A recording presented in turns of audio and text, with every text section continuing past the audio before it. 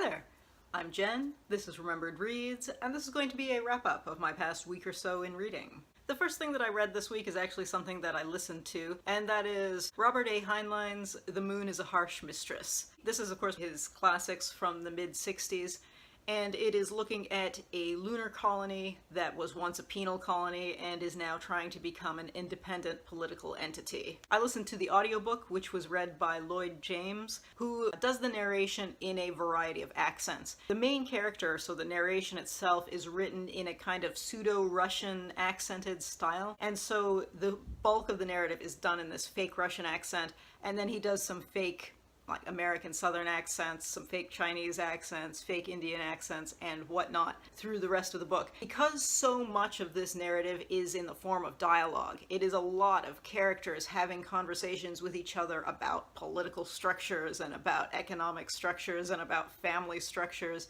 that I think it would be really difficult to follow if you weren't distinguishing between the characters because of the way he does those accents. Now, as I said, they sound fake, so if you were someone who is really distracted by fake accents, I would maybe not recommend listening to the audio version, but for me it worked in distinguishing. In terms of how well this has aged, I thought it aged surprisingly well, considering how much of the material is political, and considering how much the politics of the world have changed since the mid-60s. I expected it to be more dated. Now, there is obviously still, for example, a Soviet Union in the universe of this book, which is set in 2076. But even given that, I thought a lot of it worked well, a lot of the technology, not terrible considering the way a lot of 60s science fiction has aged. I thought this held up really well.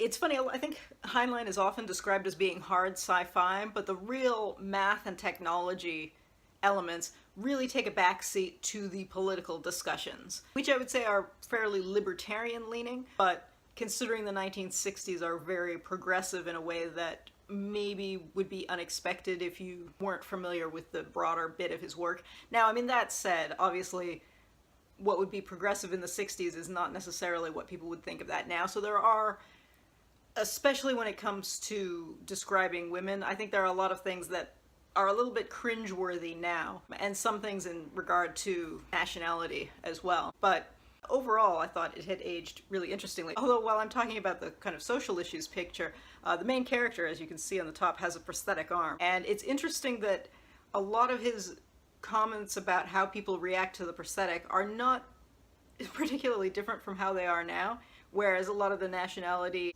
and the gender parts have aged differently. So I think that's almost a little depressing in terms of our own social attitudes towards that kind of thing. In any case, I had a lot of fun listening to this. I definitely think this has held up a lot better than I expected it to. After that, I read The Ministry of Utmost Happiness, which is Arundhati Roy's first novel in 20 years. Not her first book in 20 years. I've seen some people say that, and she's written a lot of nonfiction, which I think is worth mentioning because I felt as I read this that a lot of it was going through a tick box of her political concerns. And she wrote about Maoists in the jungle, and there is at some point late in the book that here's a character who was a Maoist in the jungle, to a point that it's almost silly.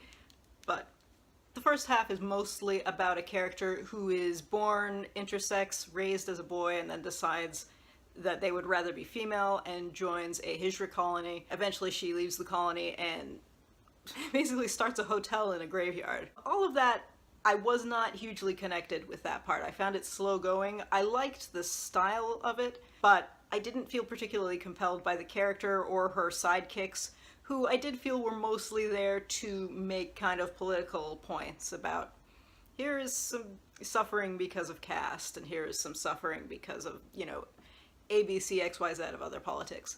Which was funny because the second half of the book, which is centered around three people who were friends at university, who all end up at various points in Kashmir. One is a Kashmiri guy, one is a government worker, and one is this woman who is sort of an educator, writer, the lover of some of the characters at various points. And that part, I think, is more overtly political, but I thought that section worked so much better as a story, and I found that incredibly compelling. Now, I mean, some of that is because I'm perhaps more interested in Kashmir than I am about the more symbolic Hijra story, which is very consciously presented as symbolic, which I think is always a little bit iffy. There are actually characters in that part of the story who acknowledge that they don't need to worry about the caste, class, religious, ethnic divisions because they're divided themselves.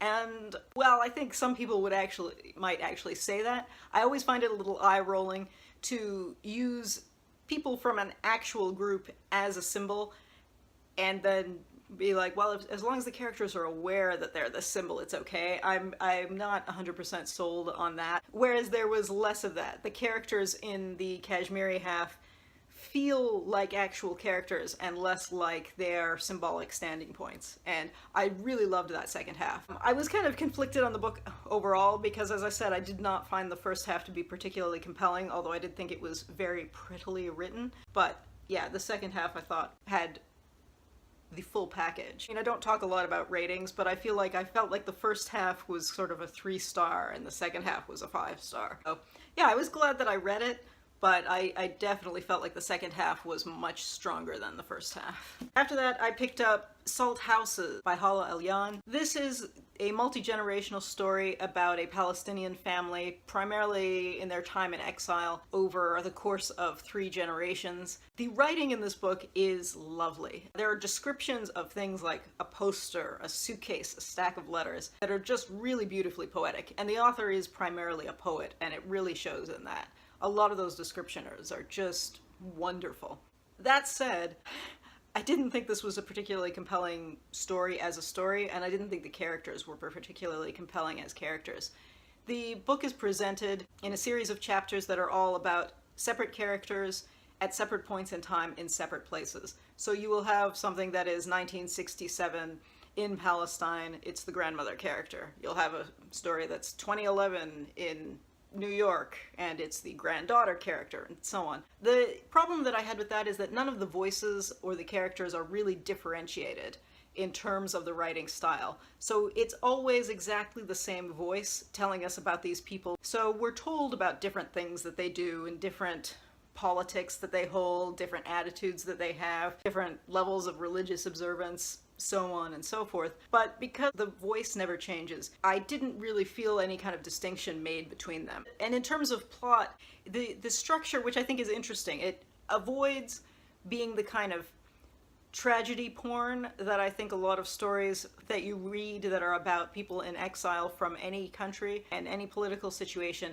tend to lean toward. And this avoids that, but in avoiding it, it actually avoids almost any drama. So we get a lot of scenes that happen immediately before or immediately after some major political or military event happens, which will sometimes be referenced vaguely or alluded to vaguely, foreshadowed vaguely.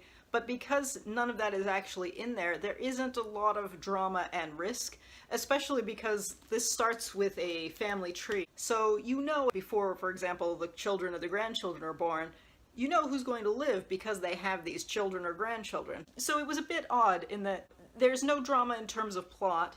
There's no differentiation really between the characters. It was a lot of very beautiful writing, but it overall rang quite hollowly to me. I think if you're a fan of her poetry, you'd probably enjoy this because, as I said, the writing is beautiful. It was fine. It wasn't a bad book.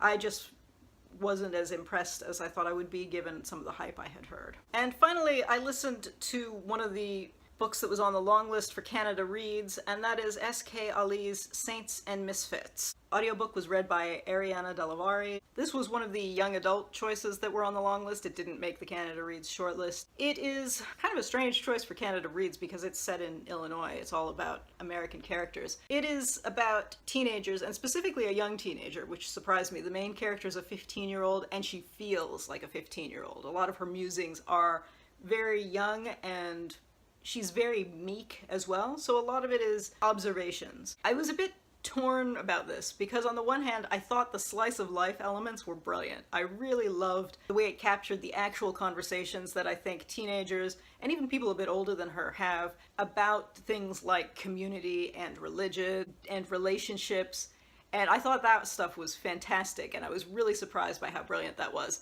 But the two main plots were just incredibly weak. The main character, as I said, is this 15-year-old. She lives with her mother and brother in kind of suburban Illinois.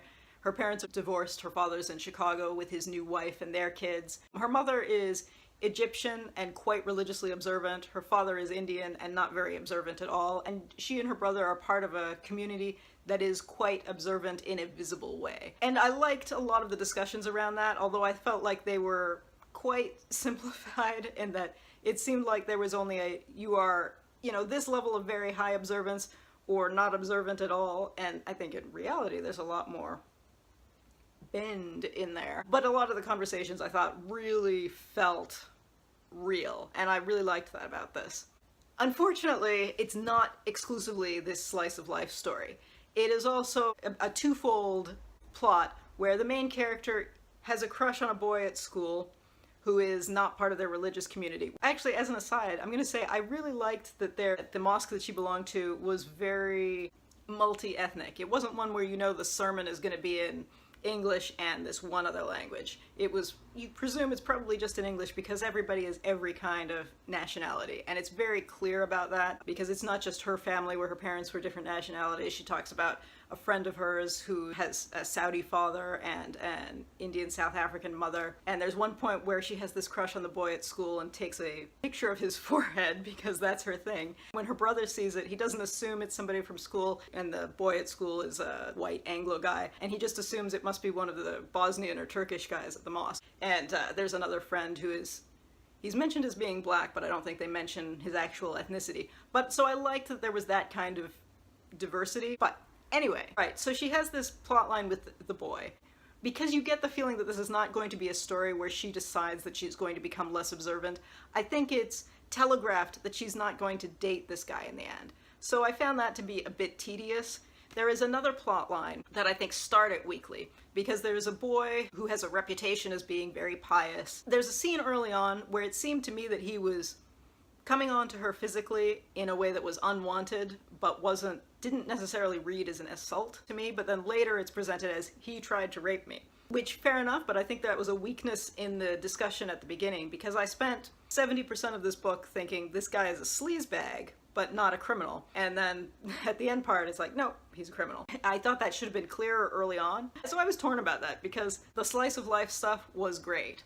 And I think if this had been just a story about, say, a year in her life, I think that would have been really entertaining, and I would have enjoyed that a lot more than I would have expected a kind of young YA book to be. But because these two overarching plots were not that compelling, I was not that impressed overall. So that was my week in reading. I hope you're having a good weekend, and that's it for now. Ciao.